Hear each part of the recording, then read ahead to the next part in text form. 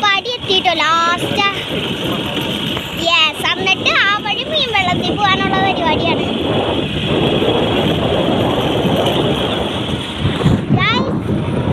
കണ്ടോ കുറെ മരങ്ങളുണ്ട്. പിന്നെ ഇവിടെ ഇപ്പോ മരമൊക്കെ വീഴാൻ പോണ പോലെയാണ് നിൽക്കണേ. എപ്പ തലയിൽ എരിഞ്ഞു പൊളിഞ്ഞു വരുന്നത് ദൈവത്തിന്.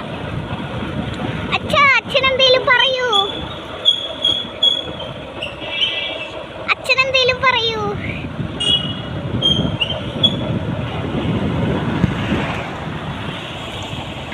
അച്ഛനെന്തേലും പറയൂ.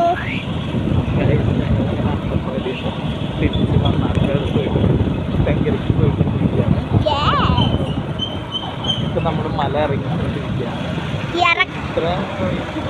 സമയത്ത് ഭയങ്കര ഈ പാലക്കാട് ചൂട് എത്രയുണ്ടോ അതിൻ്റെ പകുതി ചൂട് പോലും ഈ യാത്രയ്ക്കിടയിൽ ഫീൽ ചെയ്യുന്നില്ല. അത്ര കൂളാണ്. പ്രത്യേകിച്ച് ഈ മരങ്ങളുള്ള ഭാഗത്ത് ചില ഭാഗങ്ങളിൽ തണുക്കും. തണുപ്പ് ഫീൽ ചെയ്യുന്നുണ്ട്. ഇവിടെയൊക്കെ നല്ല തണുപ്പാണ്. എനിക്ക് വിറക്കുന്നുണ്ട്. അതാണ് ക്യാമറ ഇറക്കിയിട്ട് ഷെയ്ക്കാവുന്നത്. ഇതിൻ്റെ വേറെ കാരണം അതിനടുത്ത് ഇവിടെ എന്തോ പ്രൊജക്റ്റ് നടത്തുന്നുണ്ട്. വൈദ്യുതി വീതി കിട്ടുന്നുണ്ട്. അതിൻ്റെ പണികളും സൈഡിലും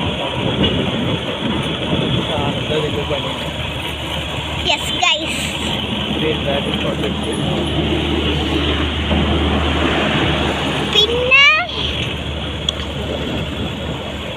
പിന്നെ ഇവിടെ എന്താന്ന് വെച്ചാൽ ഞങ്ങളിപ്പോ മീൻ വെള്ളത്തേക്കൊക്കെ പോകണം. തെങ്കരയെ പോയിട്ട് അവിടെ എത്തുമ്പോഴേക്ക് ഒരു വഴിയാവും ഗൈസ്. ഇന്നിരുന്ന് എൻ്റെ നടു ഒടിഞ്ഞു ഗൈസ്. ഇവിടുത്തെ പണി നടന്നുകൊണ്ടിരിക്കുകയാണ് കാര്യത്തിൻ്റെ. ഒരു ചേട്ടൻ അവിടെ ഇരിപ്പുണ്ട്. അതേ ഗൈസ് മല, എനിക്ക് മലയുടെ മുകളിൽ കയറണമെന്നുണ്ട്.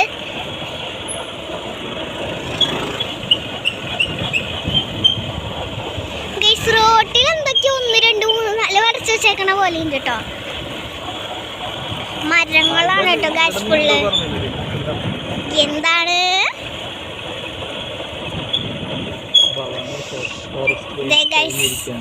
ഇവിടെ പണിയെടുപ്പുണ്ട്.